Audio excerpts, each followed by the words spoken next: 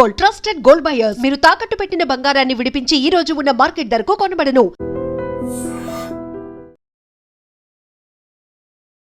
నమస్తే, welcome to I dream talking point with Kavitha.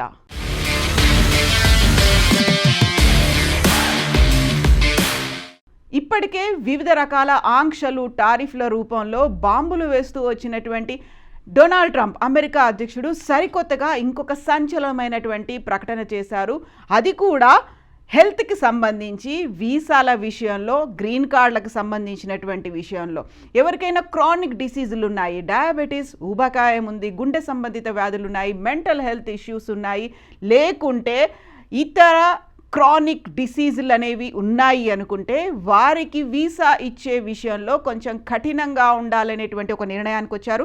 Diabetes, ఊబకాయం, గుండె సమస్యలు ఉంటే అమెరికా వీసా క్యాన్సిల్ అవుతోంది. ఈ దిశగా మార్గదర్శకాలు అనేవి సరికొత్తగా వచ్చాయి. అన్ని ఎంబసీలకి, కాన్సులర్ ఆఫీసులకి కూడా వచ్చాయి. గతంలో స్టూడెంట్ వీసాలకి సంబంధించి అమెరికాకు వెళ్ళాలి అనుకుంటే బ్యాంకులో సర్టెన్ అమౌంట్ ఉన్నట్టుగా స్టేట్మెంట్స్ చూపించాల్సినటువంటి అవసరం ఉంటుంది. అక్కడ ఉన్నటువంటి అమెరికాకు వెళ్ళిన తర్వాత సర్వైవ్ అవ్వడానికి, లేకపోతే అక్కడ వచ్చేటువంటి ఖర్చులని తట్టుకునేటువంటి శక్తి వీరికి ఉందా లేదా ఐడెంటిఫై చేయడానికి బ్యాంకుల్లో ఆ అమౌంట్ చూపించాలి అనేది కంపల్సరీ ఉండింది.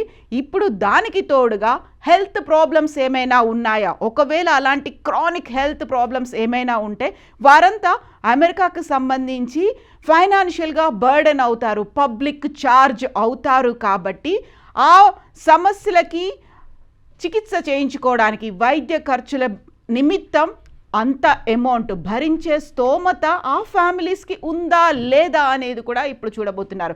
సో ఇప్పటి నుంచి బ్యాంక్ అకౌంట్లో మెయింటైన్ చేసేటప్పుడు, ఆ పర్టికులర్ అమౌంట్ మెయింటైన్ చేసేటప్పుడు హెల్త్కి సంబంధించి కూడా వీళ్ళు బేర్ చేయగలరా లేరా అని చూపించుకునేంత అమౌంట్ కూడా ఉండాలన్నమాట.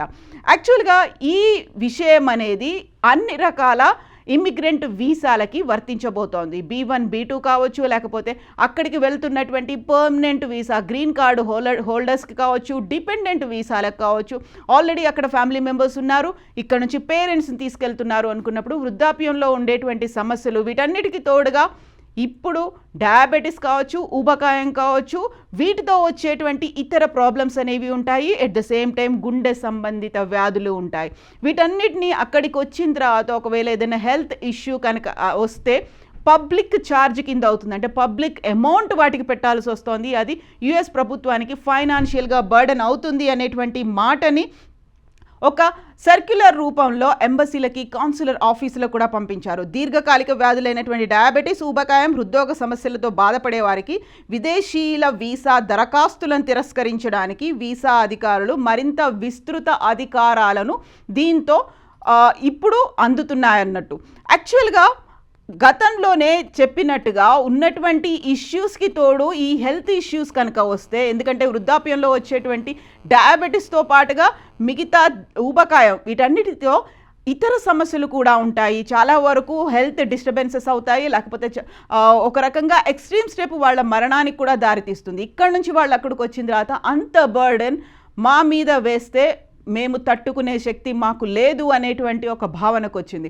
యాక్చువల్గా ప్రపంచవ్యాప్తంగా చూస్తే ప్రతి 10 మందిలో ఒకరికి డయాబెటీస్ అనేది ఉంది. ఆ తర్వాత మరణాల్లో ఎక్కువగా నెంబర్ 1 పొజిషన్ అనేది హృద్రోగానికి సంబంధించి ఉంది. ఒకవేళ ఇదే కండిషన్ కనుక అప్లై అవుతే ప్రపంచవ్యాప్తంగా చాలా వరకు వీసాల రిజెక్షనే ఉండే అవకాశం ఉంది. ఇప్పటికే H1B వీసాలకు సంబంధించి $15,000 $1,00,000 పెంచిన తర్వాత గతంలో కూడా యూనివర్సిటీలకు సంబంధించి, లేకుంటే స్టూడెంట్ వీసాతో పాటుగా వాళ్ళ మీద పెట్టినటువంటి ఆంక్షలు, వీటన్నిటికీ తోడుగా యూనివర్సిటీలకు వెళ్ళే వారి సంఖ్య తగ్గింది అనే మాట వినిపించింది. ఆ తర్వాత H1B వీసా ఇచ్చి ఉద్యోగుల్ని అక్కడికి పిలిపించుకోవాలి అనుకునేవారు కూడా మరొకసారి ఆలోచించుకునే పరిస్థితులు వచ్చాయి. దీంతో పాటుగా ఒకవేళ అక్కడ ఉన్నటువంటి సంస్థలు కావచ్చు, ఎంప్లాయర్స్ కావచ్చు, ఇతర దేశాల నుంచి, అందులోనూ పర్టికులర్గా భారతదేశం నుంచి ఎవరినైనా పిలిపించుకున్నారు, ఎంప్లాయీస్ని పిలిపించుకున్నారు అంటే వాళ్ళకి ఇచ్చే శాలరీలో 25% కోత ఉంటుంది. ఆ 25%ని పన్ను రూపంలో చెల్లించాల్సి ఉంటుంది. ఇలాంటి సరికొత్త ఆంక్షలు, కండిషన్స్ ఇవన్నీ పెట్టినప్పుడు ఈ సరికొత్తగా వచ్చినటువంటి హెల్త్ రెగ్యులేషన్ అనేది, ఈ మార్గదర్శనం అనేది అన్ని ఎంబసీలకి, కాన్సులర్ కార్యాలయాలకు వెళ్ళాయి. సాధారణంగా ఇప్పటిదాకా అయితే ఏవైనా వాళ్ళకి అంటువ్యాధులు ఉన్నాయా అనేది చూసేవాళ్ళు, ట్యూబర్క్యులోసిస్ ఉందా, టీబీ ఉందా అనేది మాత్రం అందులో మెన్షన్ చేసేవాళ్ళు. దీంతో పాటుగా వాళ్ళకి ఏదైనా మెంటల్ హెల్త్ ఇష్యూస్ ఉన్నాయా అనేది చూసేవాళ్ళు. రెగ్యులర్గా వాళ్ళు తీసుకోవాల్సినటువంటి వ్యాక్సిన్స్ అన్నీ తీసుకున్నారా లేదా, ఇది మాత్రం కంపల్సరీగా వీసా అప్లికేషన్ ఫామ్లో మెన్షన్ చేసి ఉంటుంది. బట్ ఈ సరికొత్త మార్గదర్శకాలు అమల్లోకి వచ్చిన తర్వాత ఈ పరిధిని ఇంకాస్త పెంచారు, విస్తృతం చేశారు. దీంతో దీర్ఘకాలికంగా ఉన్నటువంటి రోగాలని ఇందులో చేర్చడం వల్ల వైద్య చరిత్ర మీద అక్కడున్నటువంటి అధికారులు దృష్టి సారించాల్సినటువంటి పరిస్థితులు ఏర్పడ్డాయి. యాక్చువల్గా అక్కడ ఉన్నటువంటి ఎంబసీలో, కాన్సులర్ ఆఫీసుల్లో వీసా దరఖాస్తుదారుల నుంచి అడిగేటువంటి క్వశ్చన్స్తో పాటుగా హెల్త్ ఇష్యూస్ గురించి కూడా అడుగుతున్నారంటే వాళ్ళు పర్టికులర్గా మెడికల్ ఫీల్డ్కి చెందిన వాళ్ళు అయి ఉంటారా, లేకపోతే సాధారణమైనటువంటి ఉద్యోగులకి హెల్త్ హిస్టరీ గురించి అడిగితే వారికి అర్థం చేసుకోకపోవచ్చు, లేకపోతే ఒకవేళ ఏ చిన్న హెల్త్ ఇష్యూ ఉందన్నా కానీ దాన్ని రిజెక్ట్ చేసే అవకాశం ఉంది కదా అనేది. ఇప్పుడు ఖచ్చితంగా ఆరోగ్యాన్ని పరిగణనలోకి తీసుకోవాలి అనుకుంటే మెజారిటీ అందరి వీసాలు రిజెక్ట్ అయ్యే ఛాన్సెసే ఉన్నాయి కదా అనేటువంటి మాట కూడా వినిపిస్తోంది. లక్షలకు లక్షల డాలర్లు ఖర్చు అవుతుంది కాబట్టి దీనిని మనం కంటిన్యూ చేయడానికి వీల్లేదు. అక్కడ ఉన్నటువంటి ప్రజల మీద బర్డెన్ పడకుండా ఉండాలి, పబ్లిక్ ఛార్జ్ కాకుండా ఉండాలి అంటే ఇదే ముందస్తు చర్యగా భావిస్తోంది డొనాల్డ్ ట్రంప్ సర్కార్. ఈ దిశలోనే వలసదారులకు సంబంధించి జీవితకాలంలో ప్రభుత్వ నగదు సహాయం లేదా దీర్ఘకాలిక సంరక్షణ మీద, అంటే ప్రభుత్వ ఆధీనంలో నడిచేటువంటి గవర్నమెంట్ హెల్త్ ఫెసిలిటీస్ మీద ఆధారపడకుండా ఇండివిజువల్గా వాళ్ళకి ఫైనాన్షియల్ హెల్ప్ అనేది వాళ్ళంతటి వాళ్ళు బర్డెన్ తీసుకోవడానికి రెడీగా ఉన్నారా లేదా అనేది కూడా అందులో మెన్షన్ చేయాల్సినటువంటి అవసరం అయితే ఉంటుంది. దీంతో పాటుగా అక్కడ ఉన్నటువంటి ఫ్యామిలీస్ మీద డిపెండెంట్స్గా వెళ్ళేటువంటి పిల్లలు లేకపోతే వృద్ధులకి సంబంధించి ఆరోగ్య పరిస్థితులను కూడా వీసా సమయంలో సమీక్షించాల్సినటువంటి అవసరం ఉంటుంది. వారి సంరక్షణకు అయ్యేటువంటి అవసరాలు, వారికి అయ్యేటువంటి ఖర్చును దరఖాస్తుదారుడు ఉద్యోగంలో నిలకడగా కొనసాగగలుగుతున్నాడా లేదా, స్టేబుల్గా ఉంటుందా వాళ్ళ ఉద్యోగం, వాళ్ళకు వచ్చేటువంటి శాలరీ ఎంత ఉంది, అక్కడ ఉన్నటువంటి ఫ్యామిలీతో పాటుగా సరికొత్తగా వచ్చేటువంటి డిపెండెంట్లకి అవసరాలు, అందులోనూ ఆరోగ్యానికి సంబంధించి అయ్యేటువంటి ఖర్చు మీద ఎంత పడుతుంది అనే దాంతో పాటుగా వీటన్నిటికీ సంబంధించి అంచనాలను కూడా ముందే తీసుకొని చేయాల్సినటువంటి అవసరం అయితే ఉంది. బట్ ఇప్పుడు పర్టికులర్గా ఉన్నటువంటి ఈ గ్లోబల్ సినారియోని బట్టి చూస్తే about 1 in 10 people globally live with diabetes.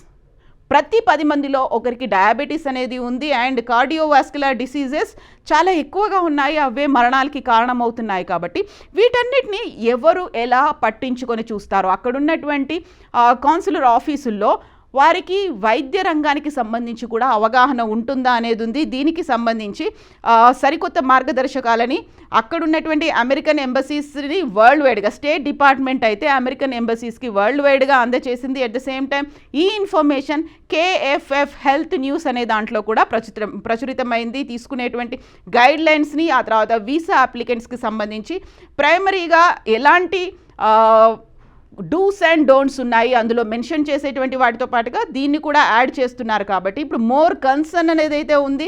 US state department పంపించినటువంటి కేబుల్ని బేస్ చేసుకొని ఫర్దర్గా క్యాన్సర్ కావచ్చు, లేకపోతే కార్డియోవాస్కులర్ డిసీజెస్ కావచ్చు, diabetes, metabolic disorders, neurological conditions, mental health issues and obesity may require hundreds of thousands of dollars worth of care. So అంత తీవ్ర స్థాయిలో ఖర్చు పెట్టాల్సి వస్తుంది, $100,000 ఖర్చు పెట్టాల్సిన అవసరం ఉంటుంది. కాబట్టి వాటన్నిటిని మేము బేర్ చేసే పరిస్థితుల్లో లేము. The guidance said that such people could become a public charge, potential drain on US resources because of their health issues or age. ఈ ఫ్యాక్టర్ని దృష్టిలో పెట్టుకొని ఇప్పుడు యుఎస్కి సంబంధించి మనం ఏదైనా వీసా కోసం అప్లై చేసుకున్నాము, లేకుంటే గ్రీన్ కార్డ్ కోసం అప్లై చేసుకున్నాము అన్నప్పుడు మ్యాండేటరీగా వీటిని చూసే పరిస్థితులు అయితే ఉన్నాయి. కాబట్టి చాలా జాగ్రత్తగా ఉండాల్సినటువంటి అవసరం ఉంది. గతంలోనే రిజెక్షన్స్ అనేవి చాలా ఎక్కువ ఉన్నాయి, లేకపోతే అప్లై చేసుకునే వాళ్ళ సంఖ్య పడిపోయింది అని చెప్పినప్పుడు వీసా ఫీజుని విపరీతంగా పెంచేసిన తర్వాత అందులో ఫీజులో 25% కోత పెట్టిన తర్వాత కూడా ఆలోచించే వాళ్ళ సంఖ్య తగ్గింది. బట్ ఇప్పుడు హెల్త్ కండిషన్ని యాడ్ చేసిన తర్వాత ఇది ఒక కన్సర్న్, మోర్ క్రిటికల్ క్రూషియల్ కన్సర్న్గా మారబోతోంది. కాబట్టి ఈ డొనాల్డ్ ట్రంప్ వచ్చిన తర్వాత, సెకండ్ టైం వచ్చిన తర్వాత ఇలాంటి కండిషన్స్ అనేవి విపరీతంగా పెరిగాయి. సో ఇప్పటి నుంచి ఒకవేళ అక్కడికి ఎవరైనా అప్లై చేసుకోవాలి, వెళ్ళాలి అనుకుంటే చిన్న ప్రాబ్లం ఏదైనా ఉన్నప్పటికీ కూడా రిజెక్షన్స్ అయ్యే అవకాశాలే చాలా ఎక్కువగా ఉన్నాయి. ఎందుకంటే అందులో ఏ హెల్త్ కండిషన్ గురించి మనం చెప్పినప్పటికీ అక్కడ అసెస్ చేయడానికి, అనలైజ్ చేయడానికి అంత టైం అనేది ఉండదు. కాబట్టి చాలా ఈజీగానే రిజెక్షన్స్ అనేది ఉంటుంది అనే మాట. గతంలో ఉన్నదానికంటే ట్యూబర్కులోసిస్ లేకపోతే అక్కడ ఉన్నటువంటి హెల్త్ కండిషన్స్, దీంతో పాటుగా వ్యాక్సిన్స్కి తోడుగా అదనంగా ఈ క్రానిక్ హెల్త్ డిసీజెస్ గురించి కూడా మెన్షన్ చేయడం అనేది చాలా క్లిష్టతరమైనటువంటి ప్రక్రియగా, అంత సులభంగా అయితే వీసా రాదు. ఈ నేపథ్యంలోనే డిపెండెంట్స్గా వెళ్ళిన వాళ్ళైనా, లేకపోతే మాకు సెల్ఫ్ సఫిషియెంట్గా మేము ఉండబోతున్నాము, మాకు స్టేబుల్గా శాలరీ ఉంది, స్టేబుల్గా మాకు జాబ్ కూడా ఉంది అని చూపించుకునేటువంటి సెల్ఫ్ సర్టిఫికేషన్ అది కూడా అవసరమైనటువంటి పరిస్థితులు కూడా వచ్చాయి.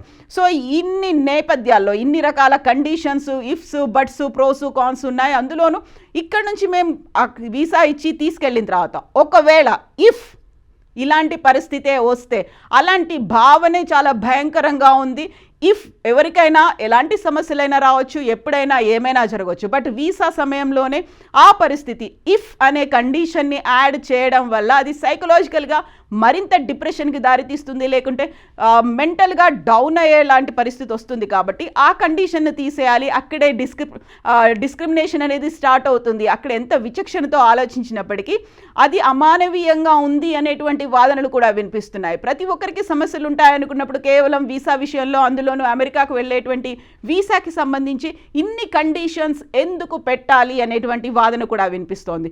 సో కొంచెం మానవతా దృక్పథం, కొంచెం హ్యూమన్ టచ్, కన్సర్న్ అనేది చూపించాలి కదా అనేటువంటి వాదనలు ఇప్పుడైతే ఎక్కువగా వినిపిస్తున్నాయి. అదే అభిప్రాయాన్ని కూడా వ్యక్తం చేస్తున్నప్పటికీ కన్ఫర్మ్డ్గా అయితే ఉన్నారు. దెన్ వాట్ అబౌట్ స్టూడెంట్ వీసాలకు కూడా దీన్ని అప్లై చేస్తారా? అది ఇంకా ఇప్పటికీ తెలియనప్పటికీ ఇమిగ్రెంట్ వీసాలకు సంబంధించి, గ్రీన్ కార్డుకి సంబంధించి అయితే ఈ కండిషన్ ఇప్పుడు ఉంది. సో సరికొత్తగా వచ్చినటువంటి ఈ వీసా కండిషన్, హెల్త్ కన్సర్న్స్ గురించి ఒక మార్గదర్శకాలు జారీ చేయడం మీద మీరేమనుకుంటున్నారో కామెంట్స్ రూపంలో తెలియచేయండి. నిజంగా ప్రస్తుతం ఉన్నటువంటి సమాజం దేనికి ప్రయారిటీ ఇస్తుంది? ఆర్థిక సంబంధాల చుట్టూ మాత్రమే తిరుగుతుంది. మళ్ళీ ఎన్నికలంగానే చాలా విరక్తి కలుగుతాను. మంచి అనిపిస్తుంది కదా, లేడీస్ కూడా ఛాలెంజింగ్ జాబ్స్ చేసినప్పుడు చాలా బాగుంటది. ట్రాఫిక్ అసిస్టెంట్స్ గా నియమించిన ట్రాన్స్జెండర్స్ అందరితో సాల్యూట్ చేయించుకుంటున్నారు. ఫుడ్ డెలివరీ ఇవ్వటానికి వెళ్ళినటువంటి డెలివరీ బాయ్ అనిల్ పై కళ్ళ ముందు